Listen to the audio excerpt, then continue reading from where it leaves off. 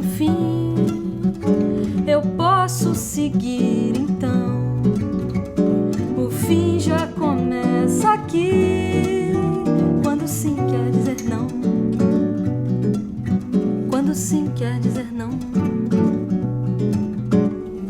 O que foi bom gastou, que era cor virou carvão. Quando o calor queimou, todo sabor virou sabão. O tanto que eu fiz, o pouco que você deixou. De tudo que eu quis, só quero agora o que mudou. Passei um pano, fiz um X no nosso plano, escrito a giz. Quer saber?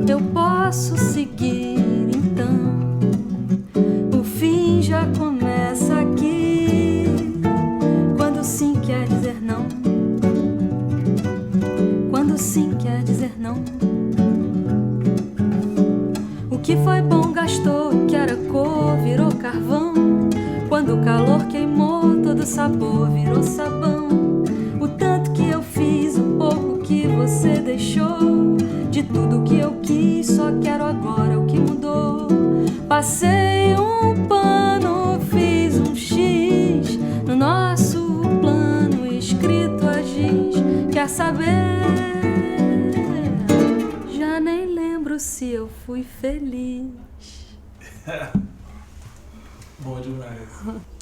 Tô aqui com a Antônia Diner, um prazeraço estar com essa cantora aqui, que é uma cantora que é da nova geração, mas já tem aí uma estrada de 3 discos gravados e além de vir de uma linhagem dos Adinês aí, que só tem artista craque, né? Só tem barra pesada na família, né? Muito bacana. Prazer estar aqui.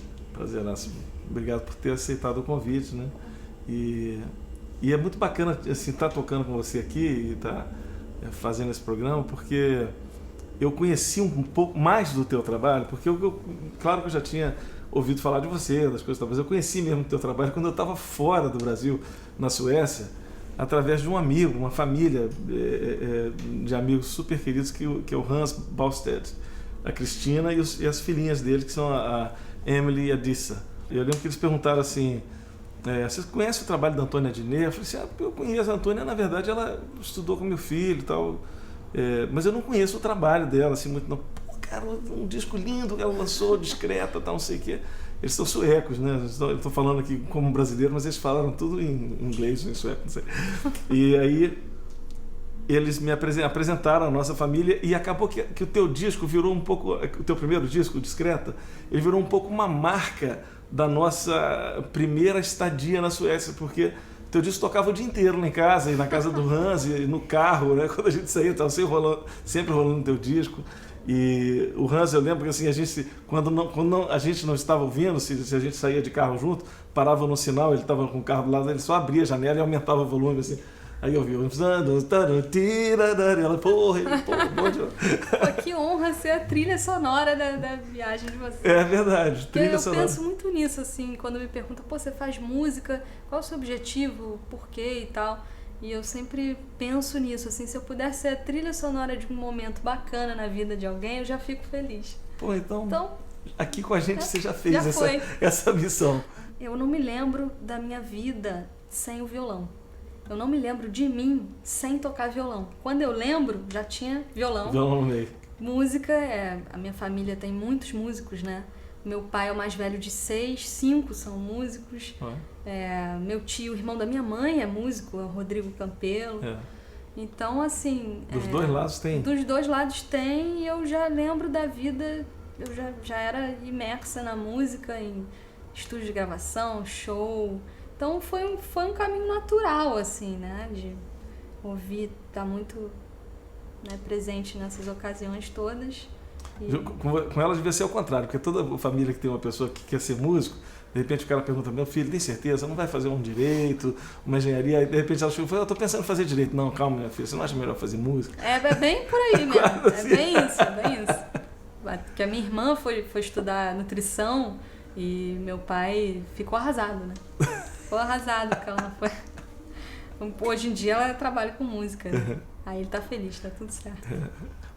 Não, então aí eu fui estudar na Unirio, né? Me formei em arranjo de música popular brasileira. E quando eu estava ainda no meio da faculdade, na verdade eu fui estudar outra coisa, né? Eu fiz o início da faculdade de música e resolvi fazer desenho industrial. E foi nessa que eu conheci o Nelsinho. Meu filho, que bacana. Aí eu fui estudar o desenho industrial no meio da faculdade de música. Quando eu resolvi fazer as duas ao mesmo tempo, a Roberta Sá me chamou para tocar na banda dela. Aí ela decidiu por você. Eu tava naquela, assim... E aí foi sensacional. Eu tinha 20 anos, eu fiquei 7 anos na banda dela. E foi sensacional, porque eu mergulhei mais no violão, fui estudar 7 cordas, até cavaquinho eu tocava no show, fazia vocal. E né, eu entrei com 20. Aí quando eu tinha 25, 24, assim, eu comecei a... 23 para 24, comecei a pensar em fazer um trabalho. O teu trabalho. O meu trabalho solo. E aí fui estudar canto, que eu estava muitos anos sem cantar, só concentrada no instrumento. Aí fui estudar canto com o Felipe Abreu, que eu também já conhecia desde pequenininha, que era amigo da família e tal. E aí, quando eu tinha 25, eu lancei o Discreta, que é esse... O teu primeiro disco. O meu primeiro disco. E aí, com 27, eu lancei o segundo, foi até um tempo curto, assim. Aí já são mais composições recentes, porque no primeiro você... reúne, né? Coisas que você tinha fez até desde... então, eu comecei a compor muito novinha, então ainda tem uma outra da adolescência que entraram no disco. E aí o segundo não, o segundo já é mais as composições do momento. Você compôs para o disco, de repente, ou não? Acho que sim, compus pensando, o próximo vai ser isso aqui, Eu gosto de trabalhar assim. Na verdade, o primeiro disco ele sempre é muito diferente, assim, né? Que é um disco realmente aquele negócio que você pega tudo que você veio fazendo descompromissadamente, né, durante a vida, e você, tem um material bacana, vou registrar isso. Exatamente. Aí no segundo disco você começa a pensar especificamente no conceitualmente, conceitualmente, para que lado eu vou agora. Tem muita gente que para no primeiro disco, né? O cara faz um disco e aí depois não sabe depois fica sem, porque aí falta essa coisa de você agora pensar conceitualmente, e trabalhar um projeto para fazer um disco específico, onde você vai ter as composições, vai ter os arranjos, né? E é um processo diferente do primeiro disco, né? Eu acho. Mas é muito bacana também. Eu aprendi isso muito com o meu pai, assim, porque o meu pai é um pesquisador, né? Gente, a Antônia é filha do Mário Adnet, músico, compositor, arranjador e pesquisador. Também. Ele tem essa veia, né? Ele gosta. Então, eu falo a gente porque acho que como vocês, nós somos uma família que trabalha junta. Então, é uma equipe, né? Eu, meu pai, minha mãe e minha irmã, Joana. E aí ele faz esses projetos, né? Sobre a obra de compositores diferentes, ou às vezes tem um que é homenagem à Amazônia, então tem vários compositores, tem um de Villa-Lobos, tem o Tom Jobim, que virou uma série, né? Então, eu aprendi isso vendo ele fazer, assim. Tem um trabalho do Moacir, né? Que ele fez. O Moacir, o Moacir Santos. Que é muito importante, que até marcou, eu sempre falo, divido a minha vida pré e pós Moacir Santos, porque eu era adolescente quando meu pai fez com Zé Nogueira o Ouro Negro, e a minha mãe me ligava pra eu ir embora da escola, assim, ela me ligava e falava, filha, onde você tá? Eu, tô na escola, tem prova, tem teste. Ela, não, cadê o inspetor? Deixa eu falar aí com ele pra te liberar. E eu saía e ia pro estúdio. Ela, não, você tem que estar aqui, sabe? Essa vivência é super importante. Você sabe que aqui em casa tinha umas coisas muito parecidas? Às vezes tem um show importante, tinha alguma coisa bacana acontecendo, e os meninos, por exemplo, pô, não dá para ir porque amanhã cedo tem aula, não sei. Eu falei, gente, aula você vai ter o ano inteiro. E esse show só vai ter hoje à noite. Então, eu sempre fiz questão Vamos assim pro de. show, Isso aqui você não pode perder, pô. Claro. Né? Tá acontecendo um show específico de alguém que vai passar por aqui uma vez. Eu falei, cara, não pode perder isso aqui. Isso aqui sem desmerecer o que a gente aprende na escola, que é super importante, mas tem alguns momentos que eu acho que até a própria escola tem consciência disso. Olha, isso aqui é mais importante. Tem certas vivências na vida que a gente, se a gente deixa passar, a gente fica... Não vai ter volta. Não vai ter volta, vai ficar naquele lugar comum, na mesmice, né?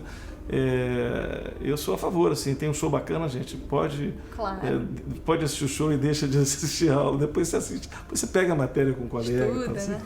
Tá certo.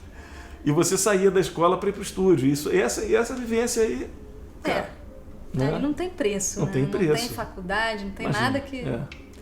Então esse trabalho do Moacir foi muito marcante, né? Pro meu pai, para todo mundo, e para mim, eu tava ali no meio. Ficou uma coisa assim histórica, né? O Ouro Negro... trouxe o Moacir, né? Porque muita gente não sabia. Quem era o Moacir, exatamente. Muita gente não conhecia. Deixa eu te perguntar uma coisa agora, assim, que não tem a ver com o seu trabalho especificamente, mas tem a ver com o momento que a gente está vivendo da música, assim, dos formatos, né? Porque você falou assim, que você tem um disco, você tem uma concepção de um trabalho, que é a forma que a gente sempre trabalhou o disco. É uma concepção. É o jeito que a gente pensa. Que a gente pensa. Mas agora a coisa está mudando, porque quando o disco já é um formato CD, é um formato que as pessoas estão meio quase que abandonando. Eu não vejo vida muito longa para o CD. O DVD também não. Elas assistem tudo pela internet, né? E ouvir música também está muito pela internet. Isso quebra um pouco aquela concepção do disco como um todo, o DVD. As pessoas assistem as coisas... Fora de ordem. Fora de ordem. Ou na ordem que elas escolhem ouvir, né? Ou compram só 2 músicas, né? Ou compram só 2 músicas, às vezes só uma e pronto, né? Como é que você se vê assim, inserindo nesse mercado? O que eu penso, se eu penso assim no meu próximo trabalho, eu já penso em gravar áudio e vídeo e fazer uma coisa ao vivo, sabe? De repente entrar no estúdio, gravar todo mundo junto e filmar. E isso pode virar um DVD, tem um making of, pode virar um CD e tá na internet, tá no YouTube, tá no iTunes, tá... Então é uma coisa que você já resolve tudo ao mesmo tempo. Hoje em dia o YouTube está sendo assim, é o lugar que as pessoas ouvem música. Pois no YouTube, né? É muito louco, né? É muito louco. Apesar de existir umas alternativas de streaming muito interessantes, que eu sempre achei muito legal essa coisa do streaming, você poder ir lá, escolher, e aí você tem o disco inteiro no formato, na ordem das músicas, se você quiser ouvir e tal. A mudança de paradigma da internet é que agora quem escolhe é quem ouve. Eu que escolho a ordem que eu quero ouvir o disco, eu que escolho que música que eu quero ouvir, eu que escolho qual vídeo que eu quero assistir, qual programa. E quando, né? E quando, e que horas. As pessoas, atualmente, muitas pessoas estão vendo os programas da televisão aberta na internet. Exatamente. Por quê? Porque, na hora que tá passando... Em outro horário, Na hora que tá passando, eu tô fazendo outra coisa, então eu vou assistir isso depois. Né? Sem anúncio, sem comercial e tal. Então, a mudança de paradigma é forte e eu acho importante a gente tá assim, ligado em qual vai ser esse caminho aí a tomar. Ainda tá uma coisa nebulosa, né? Eu sinto que tem muita mudança, mas ainda não há uma definição de... Né? Porque o que a gente faz está mudando muito. Mudando muito, né? Muito. E aí a forma de vender o que você faz. Eu não sei ainda onde vai. Né? Exatamente. É a forma de vender. De ganhar dinheiro. Exatamente. Então, beleza. Então, vamos tocar alguma coisa desse daí. Vamos tocar o Discreta? Vamos. O Discreta é sua com o João Cavalcante. Com o João Cavalcante. Então, vamos fazer o Discreta. Vamos fazer. Né? Então, vai. Pegue.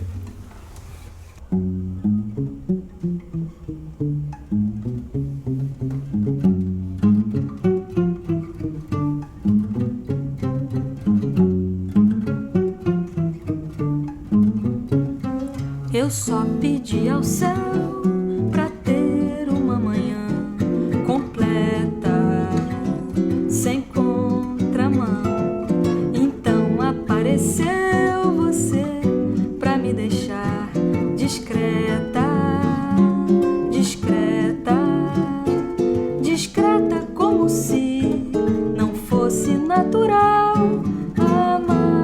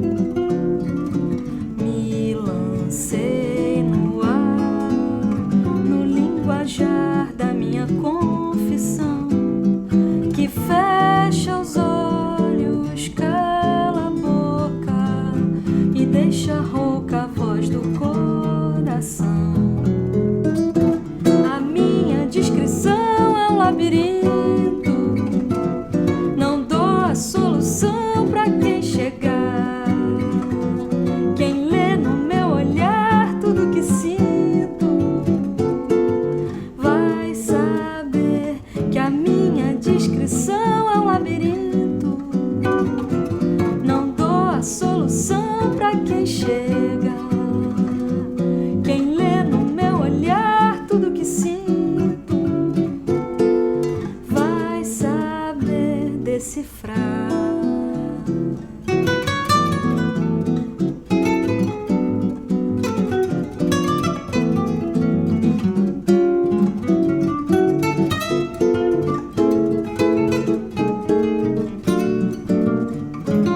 Eu só pedi ao céu pra ter uma manhã completa, sem contramão.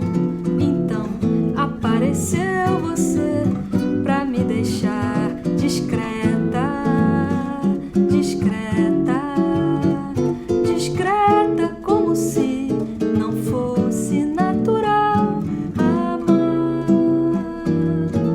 Me lancei no ar, no linguajar da minha confissão, que fecha os olhos, cala a boca e deixa rouca a voz do coração. A minha descrição é um labirinto, não dou a solução pra quem chegar. Quem lê no meu olhar tudo que sinto vai saber que a minha descrição é um labirinto, não dou a solução pra quem chegar, chegar. Quem lê no meu olhar tudo que sinto vai saber decifrar.